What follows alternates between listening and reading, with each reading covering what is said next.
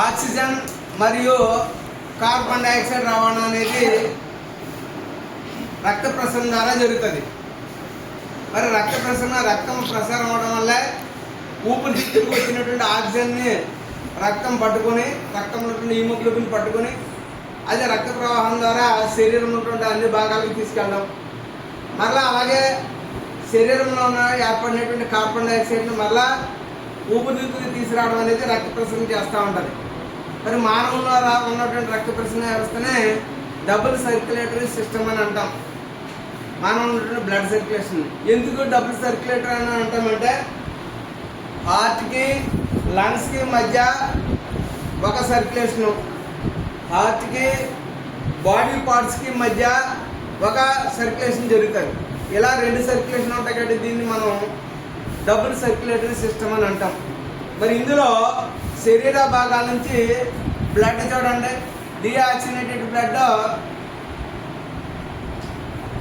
Heart యొక్క right ఏట్రియంకి వస్తుంది. చూడండి, జాగ్రత్తగా అబ్జర్వ్ చేయండి. రైట్ ఏట్రియంకి వస్తుంది. రైట్ ఏట్రియం నుంచి రైట్ వెంట్రికల్కి వెళ్ళి రైట్ వెంట్రికల్ నుంచి ఎక్కడికి వెళ్తుంది, జాగ్రత్తగా అబ్జర్వ్ చేయండి. ఇక ఇలా వచ్చింది, తర్వాత ఇక్కడ నుంచి ఇలా వెళ్ళి తర్వాత ఇలాగా ఊపిరితిత్తులకి వెళ్తుంది డీఆక్సిజనేటెడ్ బ్లడ్. చూడండి, మరి డీఆక్సిజనేటెడ్ బ్లడ్ ఈ విధంగా వెళ్తుంది కదా. మరి ఇక్కడ ఉన్నటువంటి ఈ భాగాన్ని ఏమంటాం మనం? దీన్ని ఏమంటాం? వెనకోవా. ఏమంటాము? వెనకోవా అనేటువంటిది 2 టైప్స్ ఉంటాయి. ఇందులో మనకి ఒకటి అప్పర్ వెనకోవా, లోయర్ వెనకోవా. లోయర్ వెనకోవా నుంచి ఎలా వెళ్ళింది, అప్పర్ వెనకోవా నుంచి కూడా ఎక్కడికి వస్తుంది బ్లడ్, డీఆక్సిజనేటెడ్ బ్లడ్. తర్వాత ఎలా వచ్చింది, ఇలా తీసుకెళ్తుంది చూసారా, దీన్ని ఏమంటాం? చూడండి, దాన్ని ఏమంటాం? పల్మనరీ ఆర్టరీ అంటాం. ఏమంటాం? అన్ని ఆర్టరీస్ లో కూడా ఆక్సిజనేటెడ్ బ్లడ్ ఉంటుంది, కానీ పల్మనరీ ఆర్టరీలో మాత్రం డీఆక్సిజనేటెడ్ బ్లడ్ అనేది ఉంటుంది. జాగ్రత్త చూడండి, ఇలా వెళ్ళింది. ఇప్పుడు ఇక్కడ గమనించండి, ఊపిరితిత్తులకు వచ్చింది. ఊపిరితిత్తులు ఉన్నటువంటి క్యాపిలరీస్ ఇవి, లంగ్స్ లో ఉన్నటువంటి క్యాపిలరీస్.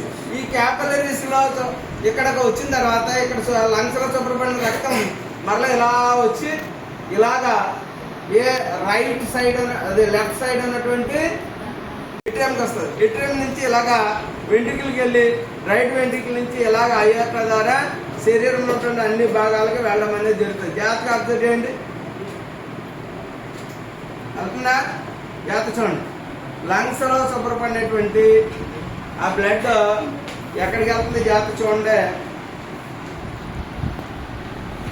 లంగ్స్ నుంచి హార్ట్ యొక్క లెఫ్ట్ ఏట్రియంకి వస్తుంది.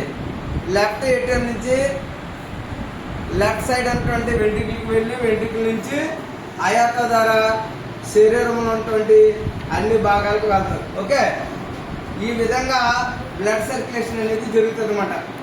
అంటే బ్లడ్ సర్క్యులేషన్ ద్వారా ఆక్సిజన్ వెళ్ళడం, కార్బన్ డైఆక్సైడ్ రావడం అనేది జరుగుతుంది. ఇక్కడ నుంచి ఇలా కార్బన్ డైఆక్సైడ్ కలిగిన బ్లడ్ ఎలా వచ్చింది, ఇక్కడ శుభ్రపడిన తర్వాత ఆక్సిజన్ కలిగినటువంటి బ్లడ్ ఇలాగా శరీరంలో అన్ని భాగాలకు వెళ్తాయి.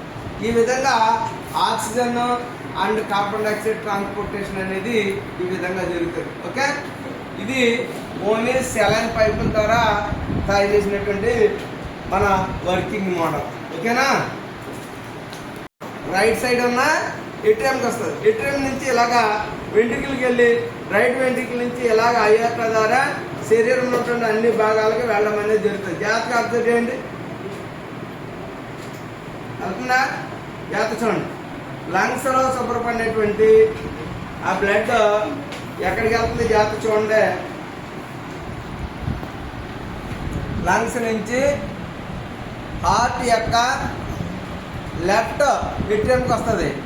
లెఫ్ట్ ఏట్రియం నుంచి లెఫ్ట్ సైడ్ అన్నటువంటి వెంట్రుకలకి వెళ్ళి వెంట్రుకల నుంచి అయాట ద్వారా శరీరంలో ఉన్నటువంటి అన్ని భాగాలకు వెళ్తారు. ఓకే, ఈ విధంగా బ్లడ్ సర్క్యులేషన్ అనేది జరుగుతుంది అనమాట. అంటే బ్లడ్ సర్క్యులేషన్ ద్వారా ఆక్సిజన్ వెళ్ళడం, కార్బన్ డైఆక్సైడ్ రావడం అనేది జరుగుతుంది. ఇక్కడ నుంచి ఇలా కార్బన్ డైఆక్సైడ్ కలిగిన బ్లడ్ ఎలా వచ్చింది, ఇక్కడ శుభ్రపడిన తర్వాత ఆక్సిజన్ కలిగినటువంటి బ్లడ్ ఇలాగా శరీరంలో అన్ని భాగాలు కలుగుతాయి.